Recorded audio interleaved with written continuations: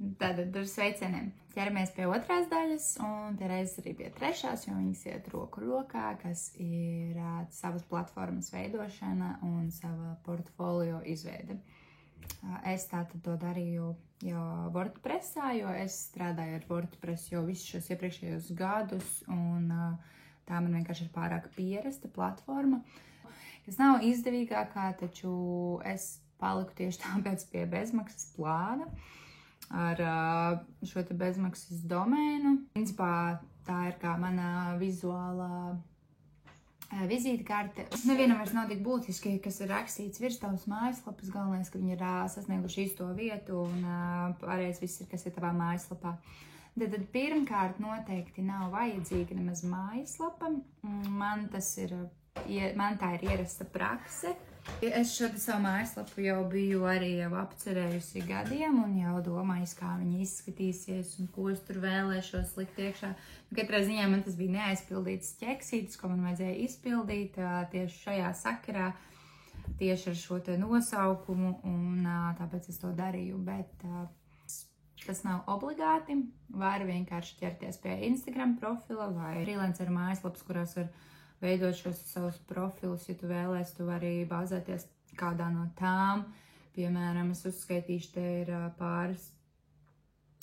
pāris no tām mājaslapām, kuras es zinu un kurās, tā kā, jā, var arī veidot savu portfolio.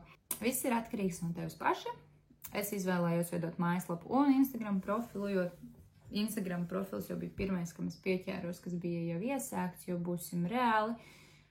Instagramā notiek visa šī te pamatdarbība, līdz ar to ir vieglāk arī sasināties, sasniegt savus cilvēkus un uzreiz viņi redz, kas viņus uzrunā. Tā ir tava vizuālā identitāte un tieši tāpēc tu viņu veido tā, lai cilvēks pirmajā klikšķī jau nolasa visu to informāciju vai visu to tavu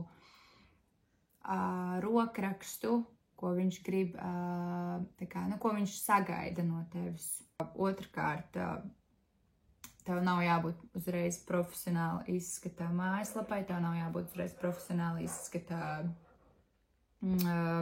platformai un profilam, jo it īpaši tu tikai sāc, tāpēc var pa vienam mazam solītim būvēt, mēģināt. Galvenais ir kaut ko darīt, kaut ko likt un kaut ko mēģināt un sākt. Tāpat ar filmēšanu, tāpat ar dizainēšanu, vizuālo noformēšanu. Jo vairāk tu darīsi, jo labāk tev sanāks, kā jebkas dzīvē. Prakse.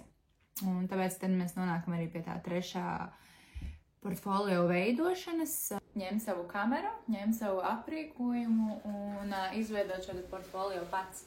Tev nav uzreiz jāliec iekšā sadarbībās, tev nav jau uzreiz jāpieņem arī klients.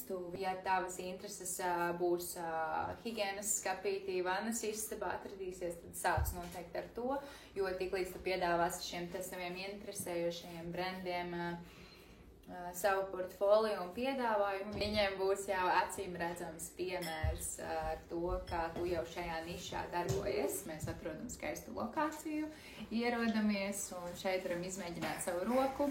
Tas ir tas, ko mēs, piemēram, šobrīd darām.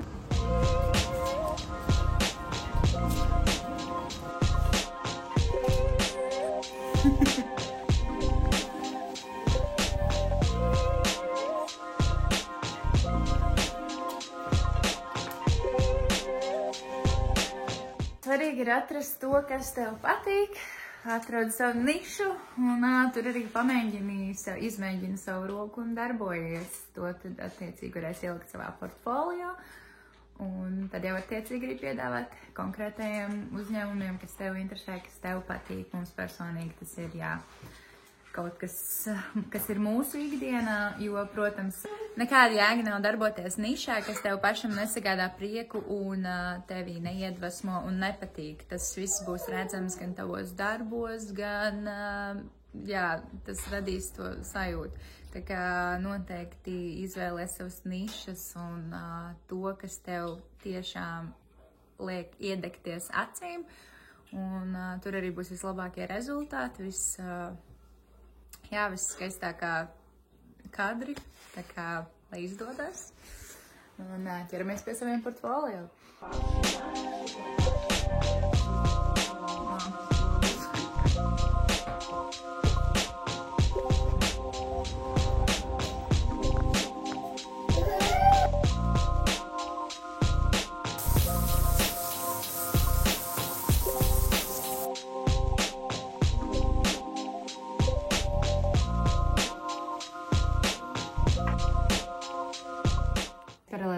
vēl kādās 4 Instagram profilos, tādēļ man šis te portfolio bija, kur ņemt.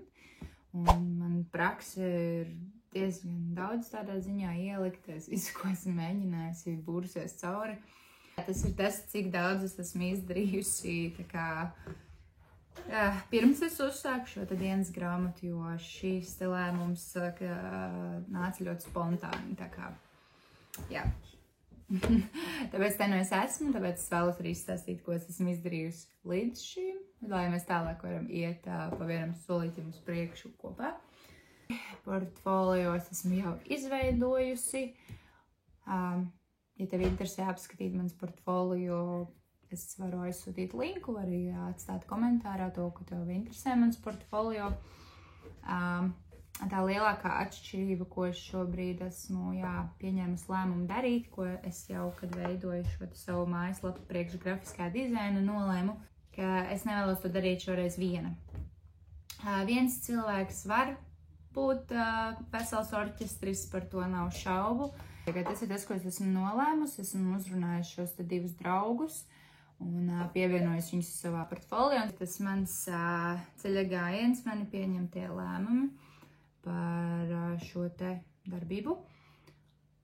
Tālāk atliek